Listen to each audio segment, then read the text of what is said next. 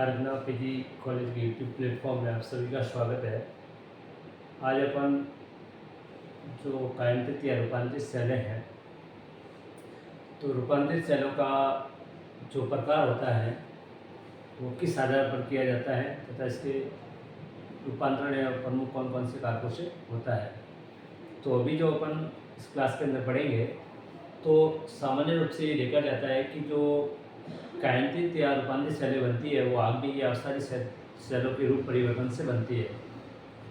लेकिन जो रूपांतरण के जो प्रकार होते हैं, टाइप ऑफ मेटामॉर्फिज्म, तो उसमें रूपांतरण के जो प्रकार हैं वो रूपांतरण के कारक तथा जो अन्य उसमें भाग लेने वाले जो रूप होते हैं उसके आधार पर इसका अलग अलग वर्गीकरण किया जाता है। तो सामान्य रूप से जो रूपांतरण होता है उसका वर्गीकरण है वो दो आधारों पर किया जाता है। पहला रूपांतरण के कारकों के आधार पर, दूसरा वर्गीकरण होता है रूपांतरण के क्षेत्रों के आधार पर। तो जो रूपांतरण के जो कारक है उसके आधार पर अगर देखा जाएगा, यानी जो रूपांतरण होता है उसमें कौन कौन से जो कारक है या जो फैक्टर है उनका योगदान रहता है, तो इसमें मुख्य रूप से चार जो कारक होते हैं उनका योगदान रहता है। पहला होता है ताप का योगदान होने के कारण इसको अपन तापीय रूपांतरण या थर्मल मेटामॉर्फिज्म बोला जाता है। दूसरा गतिक रूपांतरण, क्योंकि इसके अंदर मूवमेंट होता है, तो गति की वजह से अगर सेलों का रूप बदलता है, चाहे वो आग्नेय सेल हो या अवसादी सेल हो, तो उसको अपन डायनामिक मेटामॉर्फिज्म या गतिक रूपांतरण बोलते हैं।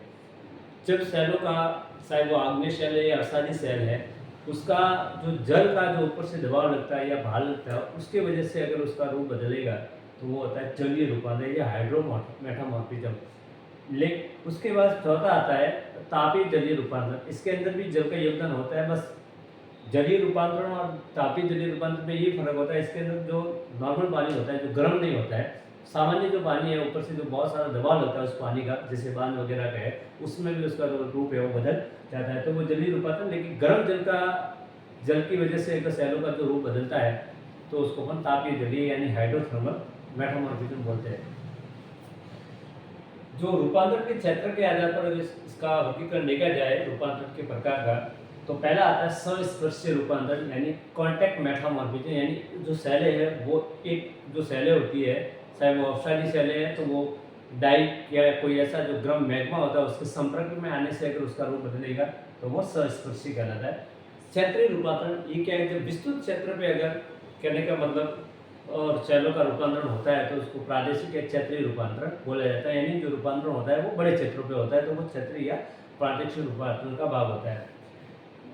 अब इन दोनों को अगर एक कंबाइंड रूप में अगर देखा जाए, यानी जोड़ कर देखा जाए, यानी रूपांतरण के कारकों के आधार पर और रूपांतरण के क्षेत्रों के आधार पर, तो इनको अगर सम्मिलित रूप से देखा जाए तो सामान्य रूप से जो रूपांतरण के प्रकार होते हैं वो चार प्रकार के होते हैं।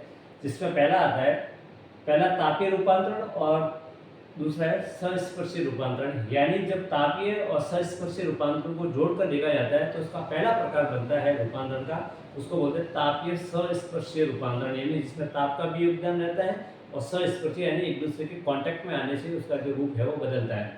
दूसरा इसका प्रकार होता है क्षेत्रीय या गतिक रूपांतरण, यानी बहुत बड़े क्षेत्र पे होता है। दूसरी बात है जो गति की वजह से होता है, जैसे संपीड़न की वगैरह जो घटनाएं होती है वलित पर्वत क्षेत्रों के अंदर, तो उससे जो होता है रूपांतरण वो क्षेत्रीय या गतिक रूपांतरण का भाग होता है। जलीय रूपांतरण वही जो जल की अतः राशि होती है, ऊपर से दबाव या जो भार लगता है उसकी वजह से जो सेल है उसका रूप बदल जाता है, तो उसको अपन जलीय रूपांतरण। और जो गर्म जल है उसका अगर योगदान रहता है तो वो तापीय जलीय रूपांतरण होता है। तो अभी अपन सामान्य रूप से जो रूपांतरण के चार प्रकार के हैं, तापीय संस्पर्शी रूपांतरण, क्षेत्रीय और गतिक रूपांतरण, जलीय रूपांतरण और ताप जलीय रूपांतरण, इसको एक एक करके पढ़ेंगे। तो पहले अपन बात करेंगे तापीय संस्पर्शी रूपांतरण।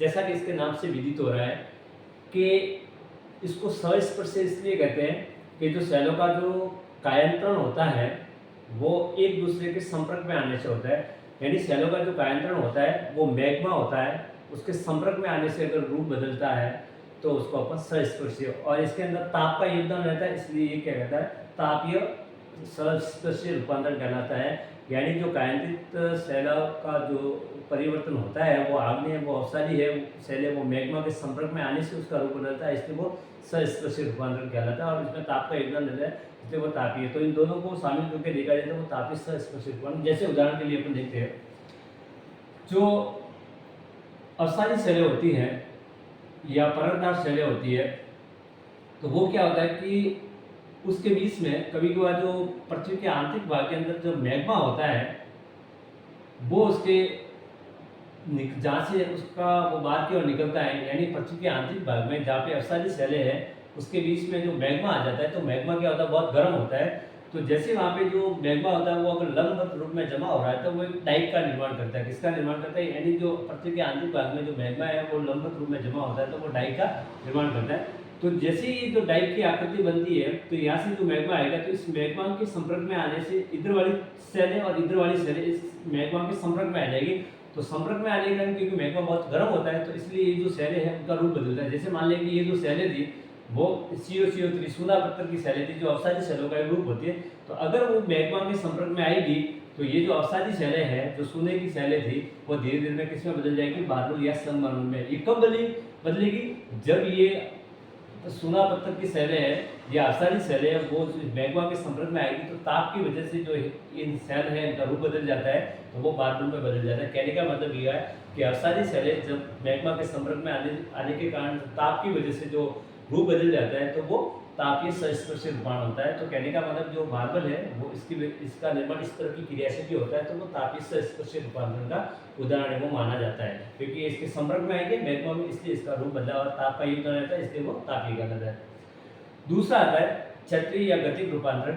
तो इसमें क्या होता है? क्षत्रिय इसलिए कहते हैं कि जब ये रूपांतरण की क्रिया एक विस्तृत क्षेत्र में होती है तो वो क्षत्रिय या प्रादेशिक रूपांतरण कहलाता है।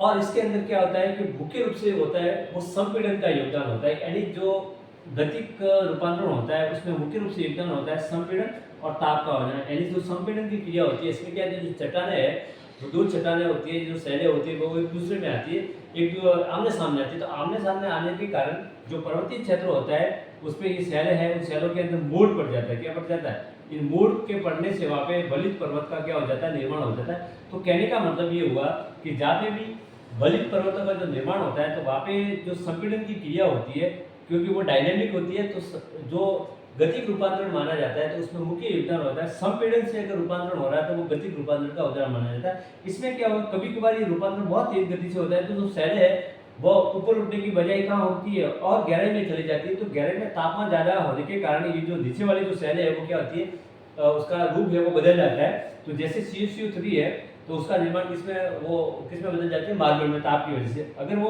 सेल है तो वो किसमें बदल जाती है? स्लेट में बदल जाती है। तो कहने का मतलब है कि जब संपीड़न की क्रिया होती है उसमें सेलें जो आमने सामने आती है तो अत्यधिक दबाव के कारण जो सेलें ऊपर उठने की बजाय कहाँ हो जाती है और गहराई में चली जाती है, ज़्यादा होता है उस वजह से उनका रूप है वो बदल जाता है। तो इस प्रकार की अगर क्रिया हो रही है तो वो गतिक होगी और बड़े क्षेत्र में होती है इसलिए इसका महत्व होता है। इस जो तापीय संस्पर्शी रूपांतरण है इसका ज़्यादा भौगोलिक महत्व नहीं होता है। और ये जो रूपांतरण होना क्षत्रिय या गतिक ये बलित पर्वतीय क्षेत्रों में अधिक होता है, यानी जहाँ पे भी नवीन पर्वत है या जो मोड़दार पर्वत है वहाँ पे ये देखने को अधिक मिलता है। तीसरा है वही वापिस पहले इसको समझा रहे कि जब जो जल है वो अत्यधिक जब अथाह जल राशि होती है तो उसका जो पानी का ऊपर से दबाव लगता है तो उसके नीचे की जो सेलें हैं उनका जो फॉर्मेशन है वो बदल जाता है। तो वो उसका रूप बदलने से वो काइनेटिक या रूपांतरित सेलों का रूप होता है। लेकिन जब गर्म पानी होता है उसके प्रभाव से भी जो सेल है उनका रूप है वो बदल जाता है तो वो तापीय जलीय रूपांतरण का प्रकार होता है।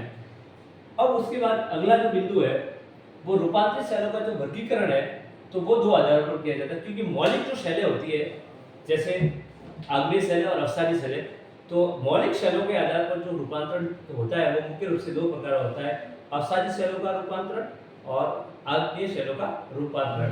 तो अपसारी सेलों का रूपांतरण में जैसे सेल और सिक्का मिट्टी है ये अपसारी सेलें होती है, लेकिन ये जो बदलती है वो स्लेट है। तो कहने का मतलब है कि सेल तथा सिक्का मिट्टी का जो रूपांतरण होता है वो स्लेट में होता है। तो सेल और जो सिक्का मिट्टी है वो अपसारी सेल है, इसका जो रूपांतरण होगा तो वो स्लेट में बदलेगी। उसी तरह से जो सोना पत्थर है CuSio3 कैल्शियम कार्बोनेट उसका जब रूपांतरण होता है तो वो किस में बदल जाता है? मार्बल में बदल जाएगा, यानी संगमरमर में।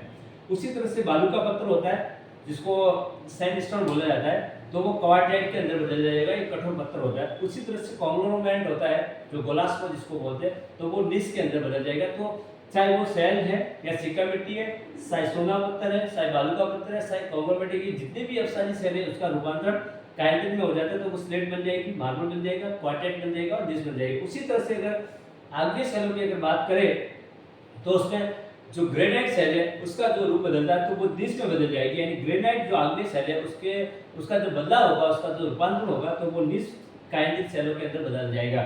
उसी तरह से सेल तथा जो बेसाल्ट होती है वो सिस्ट के अंदर बदल जाएगी। उसी प्रकार जो ग्रेको है वो सर्पेंटाइन के अंदर बदल जाएगी। तो कहने का मतलब जो ग्रेनाइट जो आग्नेय सेल है उसका रूप बदलने से वो निस में बदल जाती है। उसी तरह से सेल तथा बेसाल्ट है वो सिस्ट में बदल जाती है, जो ग्रेको होता है वो सर्पेंटाइन में बदल जाएगी। तो कुल मिलाकर जो रूपांतरण के जो प्रकार है उसको अपन मुख्य रूप से दो आधार पर वर्गीकरण करते हैं, रूपांतरण के कारकों के आधार पर और रूपांतरण के क्षेत्रों के आधार पर। फिर उनको अगर सामान्य रूप से देखा जाए तो रूपांतरण है वो मुख्य रूप से 4 प्रकार का होता है, जिसमें पहला आता है तापीय व स्पर्शीय रूपांतरण, दूसरा आता है क्षेत्रीय व गतिक रूपांतरण, जलीय रूपांतरण और ताप जलीय रूपांतरण। इसके साथ ही जो आपके सेल वाला बीए फर्स्ट ईयर के जो सिलेबस के अकॉर्डिंग जो सेल वाला जो टॉपिक था वो कंप्लीट हो गया। इसके बाद जैसे अपनी क्लास होगी तो एक नए टॉपिक की शुरुआत होगी। तब तक के लिए थैंक यू सो मच।